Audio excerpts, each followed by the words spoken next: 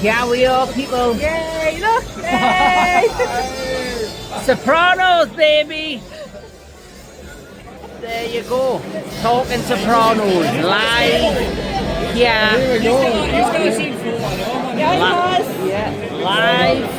Live in Newcastle, England. Absolutely manic. This is gonna be good, people. Very, very good.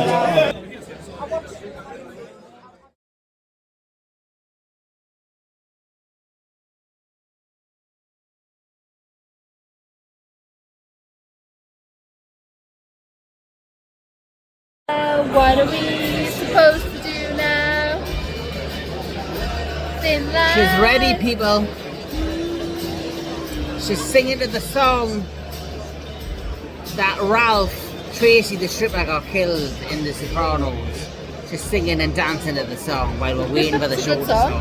It's a good By song. the Kinks. By the Kinks. By the Kinks. British band. British band.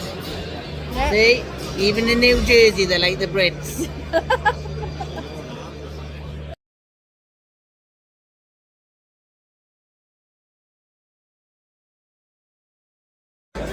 So we're at half time of The Sopranos, and we've been listening to stories about Paulie Walnut, how they got the auditions on the show, the relationship with James Gandolfini. Basically, life on the set. Yeah, life on the set, and my favourite one was about the cliffside, where James Gandolfini and Michael they basically were that drunk after drinking a bottle of Jack Daniels that they had to tie the legs to a tree, on a chain to a tree, so they wouldn't fall off the cliff when disposing a body in one of the scenes on the set. It was Ralph Cifaretto's body. Yeah, so Ralph Cifaretto's body, there's a scene where they hide his body over the cliff. Well, that's a simple scene. So what ended up happening is they were sitting waiting 3 hours till the set was ready. They ended up having to chain the legs to a tree and then cover the chain in grass and leaves to hide it. So when they filmed the scene and they hide the body over in this nature park in New Jersey, that none of them fell over the actual real cliff. Just the crazy shit stories that they're telling us at this event. Unbelievable. They were just a proper family. Yeah. That's what it was like on set. A real family. Half of them knew each other prior to filming The Sopranos because they'd worked together in New York City and they'd seen each other on other film projects, television shows. Just amazing. And this is the half-time mark. Can't take no photos or video during the performances, but that's, just the sheer stories and the epicness that they're telling me. There's a lot more to come. I'll tell you more when all's said and done. Bada bing. Bada boom. Yeah.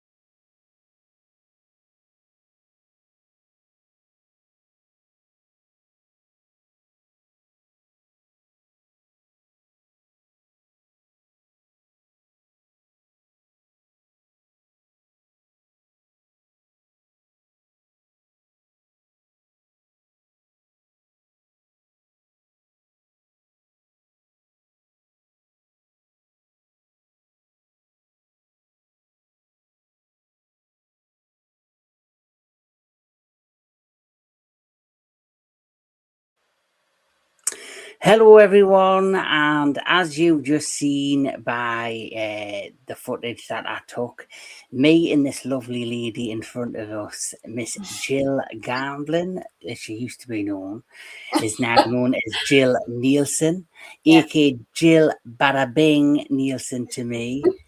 Salute.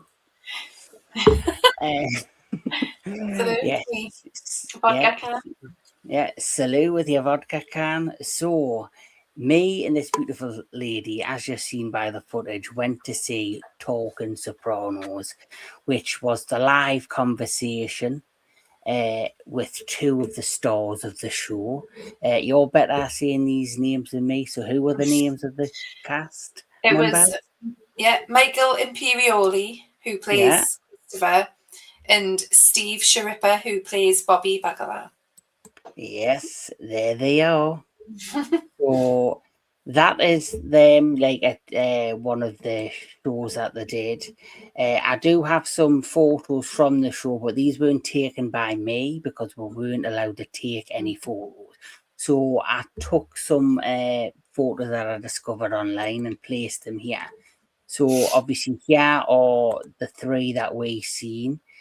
And there's the comedian who was with them, who was really, really funny. Um, and before we went to the show, there's me and Jill Oh together my god. having our little Oh, cups of that picture. espresso. Yeah.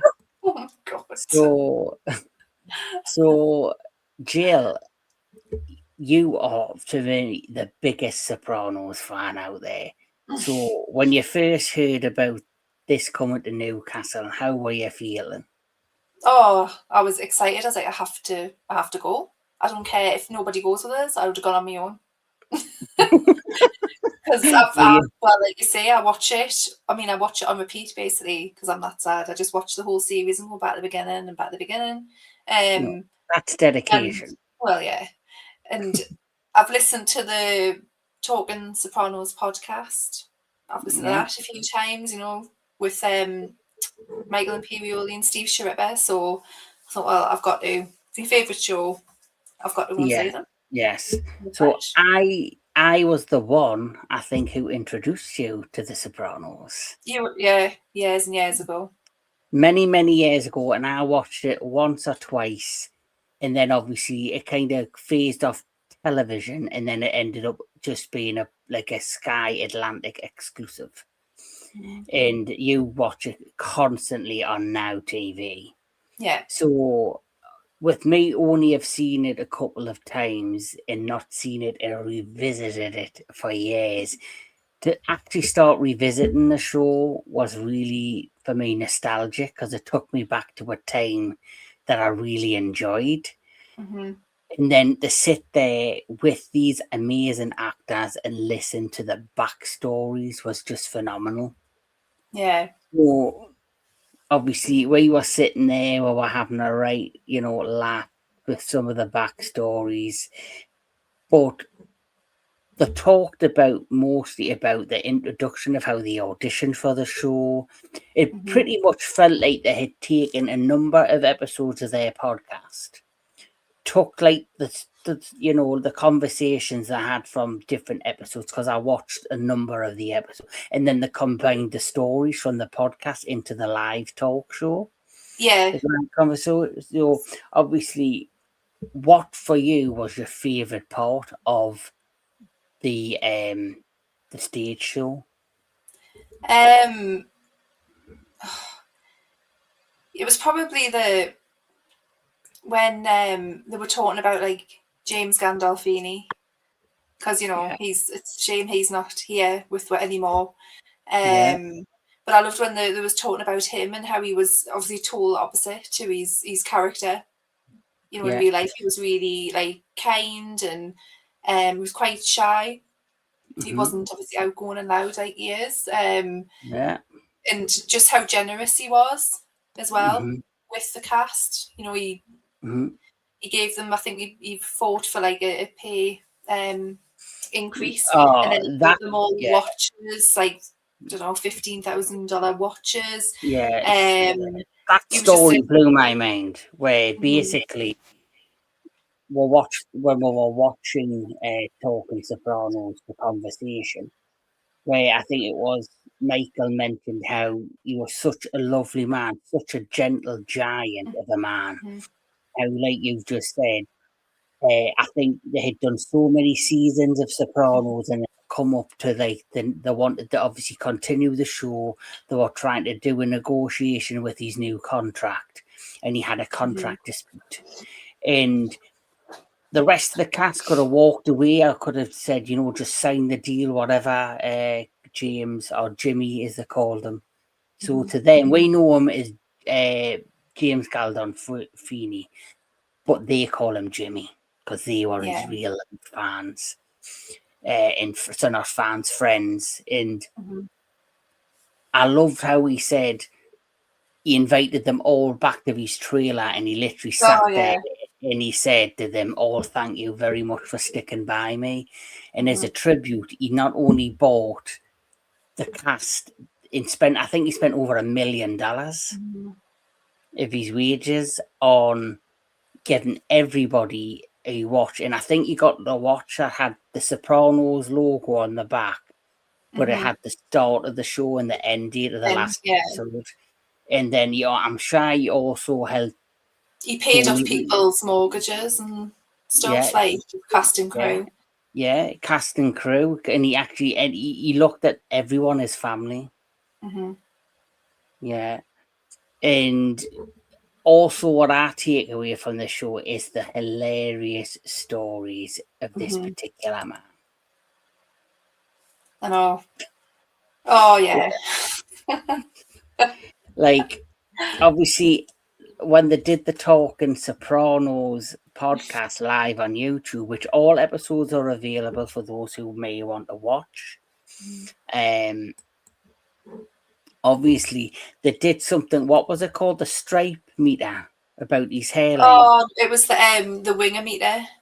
So he had those those bit like me with like bits at the side. And in certain series they were bigger, they were like wider than others. So they used to call it say what they were like on the winger meter. So winger meter so Paulie Walnuts, they basically talked about how the actor Tony Sirico? Sirico. Yeah, Tony Sirico, how basically they said you could not tell him or his character apart. No, he was exactly like his character. He literally was involved in organised crime in his younger days as well. Yeah. So they literally hired him to play himself. Yeah. And they basically were telling a story about the hairspray. Oh, yeah. That had me in stitches. He was obsessed with his hair. No one could touch it. Yeah, he wouldn't. As you know, he's on a multi-million-pound studio television show. It has hairstylists, it had makeup artists, it has fashion designers that were given them the costumes, and the studio were paying millions of dollars yearly to for set designs and all that, and he had the disposal of anything he wanted, costumes, $1,000 suits, but nobody was allowed to touch his hair. No. And apparently his hair was jet black. Well, I think he got it dyed, but he used to get dyed jet black something, and then he would get the grey wings put in the side. Yeah. And nobody knew how he did his hair. No. Until they did a photo shoot.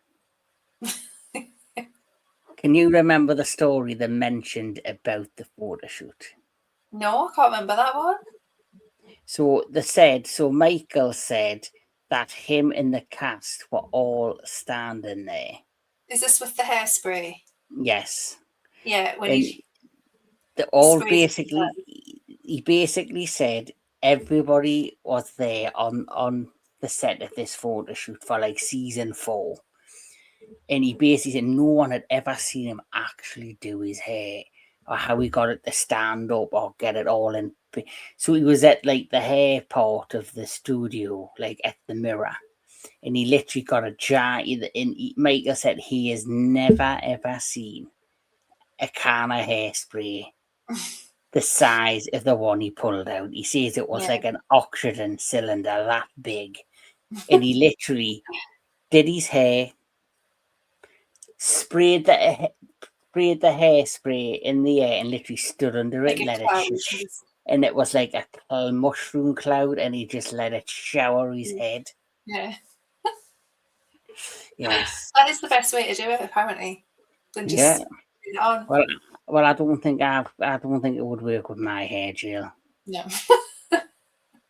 Might work with yours. Maybe, yeah. Yes. You can maybe get yourself a Paulie walnuts too. I think I'm far beyond that now, Jill. But so obviously we went there. It was a beautiful day. It was a beautiful night. I just enjoyed the stories. Obviously, I always felt like a dagger in my heart when James Gandolfini passed away. But to hear the stories of his generosity and who he was, just and he was funny, like on the set. He always tried to loosen up. Like if it was a really intense or difficult scene, in between takes, he would be acting like really daft and like with and he loved when people in court, when he would just like move there and stuff and pull stupid faces. And he loved when people fucked up. He loved when people made mistakes on the set, and it would used to make him giggle because obviously being a serious character actor, you'd expect him to be always serious, but he wasn't. He was so warm and funny, and there was some different stories. Like with Michael, mentioned he didn't have a driving license. I know. And that was hilarious about the car, how he didn't have a driving license and had to repeat this scene. Crashed it, and he crashed the car, and he looked over at James Gandolfini, aka Jimmy, and was like, "Oh shit, I'm gonna get fired," and he burst out laughing. Yeah. He thought it was the funniest thing he had ever seen, and he thought me and him are gonna work well together. Yeah. And is it Lorraine? What's her surname? Lorraine Bracco. Some of his favourite scenes were when he filmed the therapy scenes, and he always tried to make her laugh because she always had to stay stone faced. Yeah, and she's not like that in real life, so she is quite a joker. So I think it was difficult for her to stay in character. Yeah, and can you remember the story that they mentioned about the wig? No. The one where he says they were about to do a very serious, intense scene where he's like pouring his heart out of her. And the week before, he did something like he had put some yellow dye on his teeth, and the camera was zoomed on her face, and he was like that. And she's got to stay in character, and it was hard for her. So when it was the following week where he had to do an intense scene with her and not laugh. She got a wig. She had it down below. Yeah, and she put the wig between her legs, and she kept opening her legs, and the wig used to just flop like giant pubic hair. Yeah. Yes, I do remember that now. I like the one with Uncle Junior. So what was that one? It's the Pine Barrens episode, which was just one of the best episodes with Christopher and Paulie get lost in the woods in the Pine Barrens in New Jersey. But it was when they've been ringing Tony, who's been his girlfriend's, where he's Gumar's, and then he ends up losing his temper. He goes round to Junior's house, and because he asks Bobby, who was helping the uncle, like look after him and things, he wants him to come and help find them in the Pine Barrens. So Bobby comes down the stairs and he's wearing all this like hunting gear and things. But when he walks in, obviously Tony Soprano just bursts out laughing, like really, you can tell it's a real true belly laugh. And it's because he's always trying obviously just make each other laugh. And he walks in, Bobby, but apparently he's gone to the the somewhere on the set of all the props, and he come back and when he actually walks in at that point, he's holding a big, massive black dildo in his hand. But you obviously don't see it, so that's what James Gandolfini is pissing himself about, basically. And you actually, when it goes over to Junior, and he's trying to look like really serious and just staring at like Bobby, but you can see there's a tiny little smirk on his face. Yeah. I just thought that because that laugh as well, yeah. And what people need to realize as well, when we went to see this show, Bobby was standing there, and there was like a table with a cloth, and when he told that story, he lifted the top up and he had the big black dildo. Yeah. And then he just flew it out the back. And he says he's been carrying that dildo around all week, and he goes, I don't know how I get it through the airports. Yeah, that was so funny. I love that. Yeah. So is there any other stories you can think of that they told?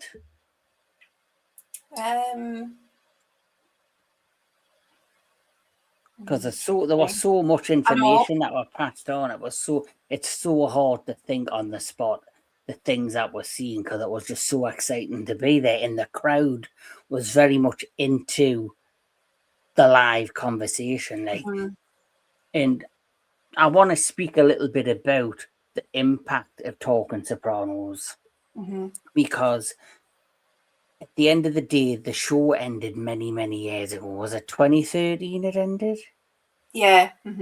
So it ended in 2013, and people this day are still talking about The Sopranos. And during the dark times of the pandemic, there was a lot of people that were struggling mentally and emotionally. And a lot of them were generations of people who had never even heard about The Sopranos. And that's when these two amazing actors, which I cannot say the name, I always butcher the name. Michael Imperioli. Yeah. And Steve Schirripa. Steve Schirripa, I can probably say better than the other one. Michael Imperioli. Just call him Christopher Moltisanti. Christopher Moltisanti. So when the world went dark, they basically started the Talking Sopranos podcast, because they had came up with this idea, because the world was shut down. They themselves couldn't really do anything. They weren't working. And so they decided to do the podcast where they would film it, talking about each episode of the Sopranos television show. And because of that, because of its popularity, regular true blue Soprano fans that loved the show when it first aired to when it ended, they, watched it. Then, a new generations of fans then discovered the Sopranos through the podcast. And we're like, we need to tune into this show and see what the hype's about. And they created a new generation of fans through this podcast. Yeah. And I think even though Sopranos made television history, and in my opinion is still one of the greatest television shows ever made in television history, it's probably more popular now than it ever was. Yeah. I think it's because it's so readily available. People can stream it now, whereas back then, you obviously it was cable, so it wasn't, you had to wait a week for the next episode to come out and things. But there's people now watching it who were like little kids at the time, or like people who, like you say, might not even have been born or heard about it.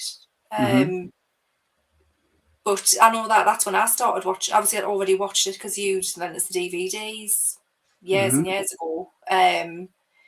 But I think that's when I started watching it again, was during COVID.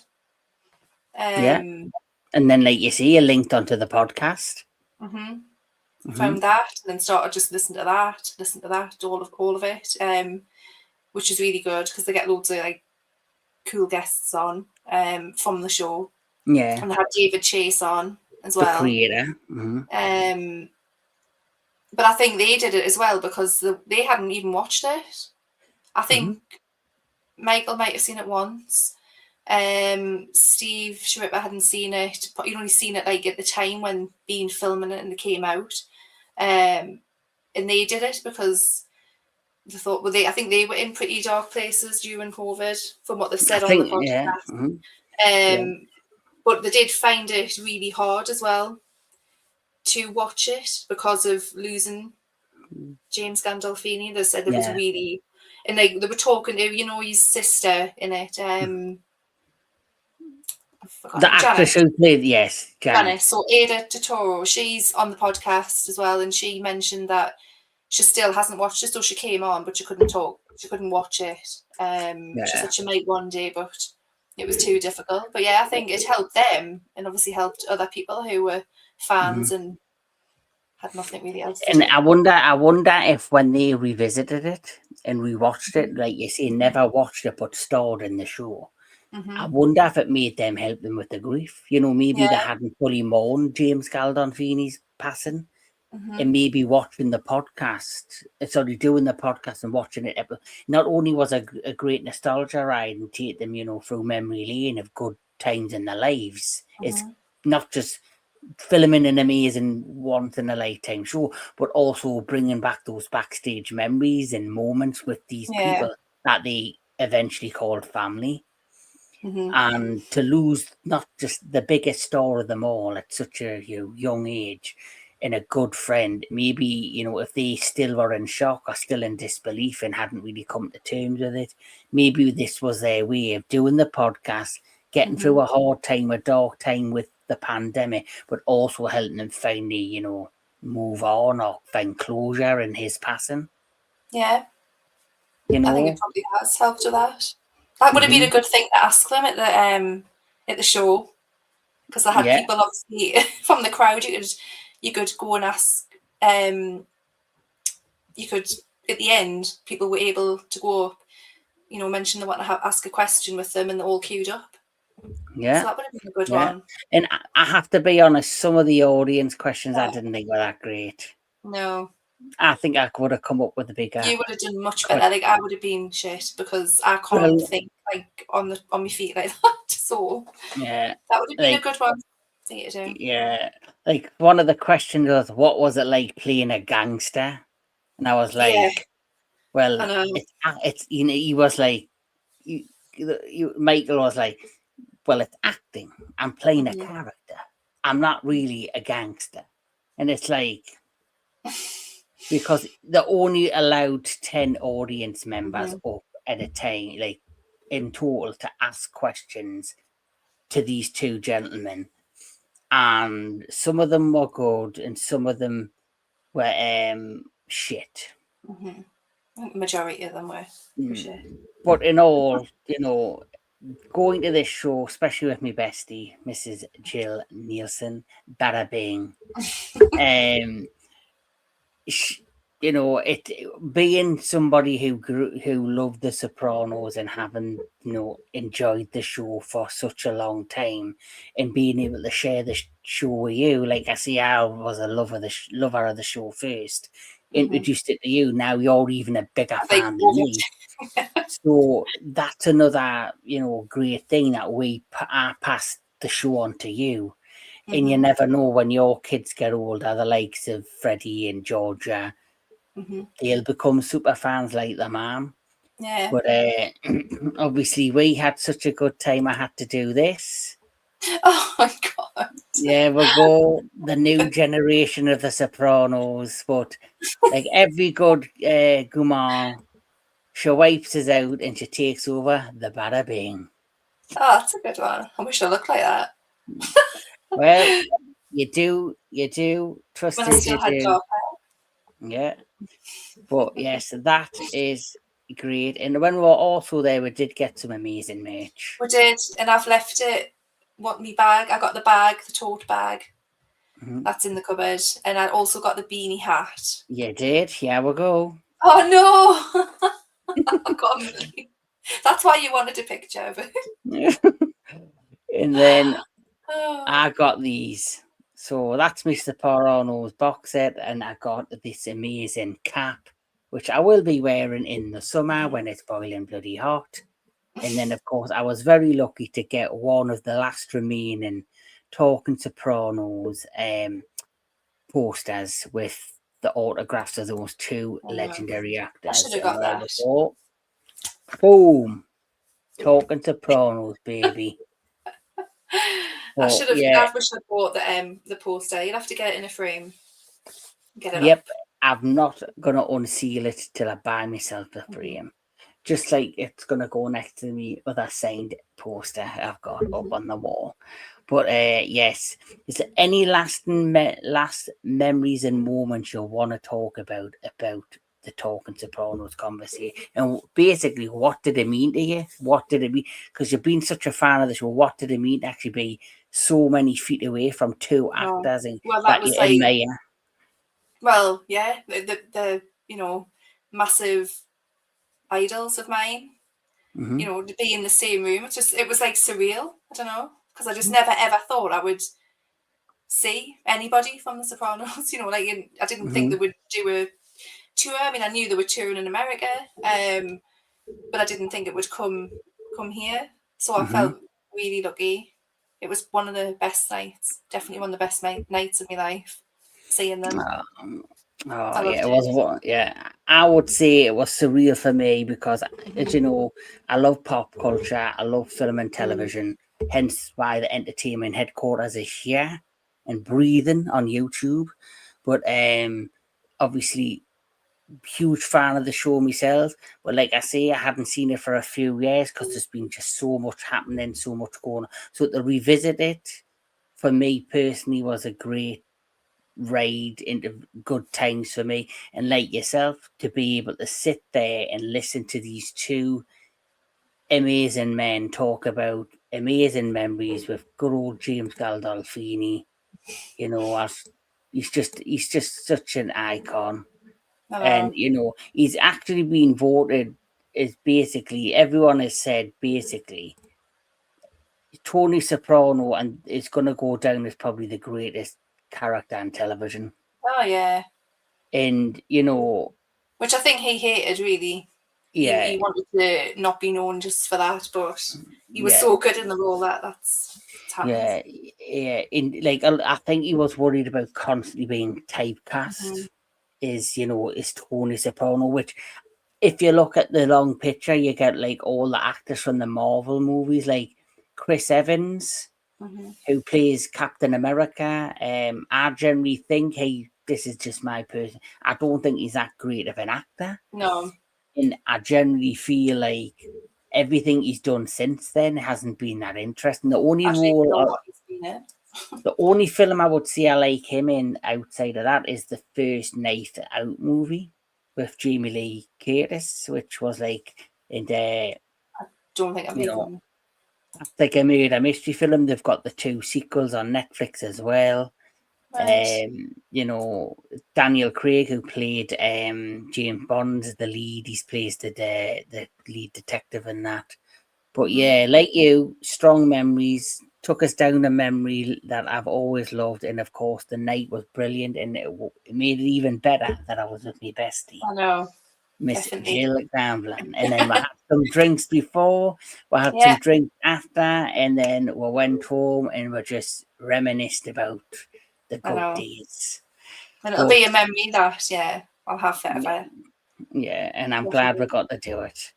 But Me too. thank you for spending the time with me just to talk a little bit about what we've experienced. I've had a blast doing I it. know. And on the 11th of April, you and I are connecting again with another good friend of ours, Mr. Anthony Jordan, because we're going to be doing a retrospective of The Sopranos itself.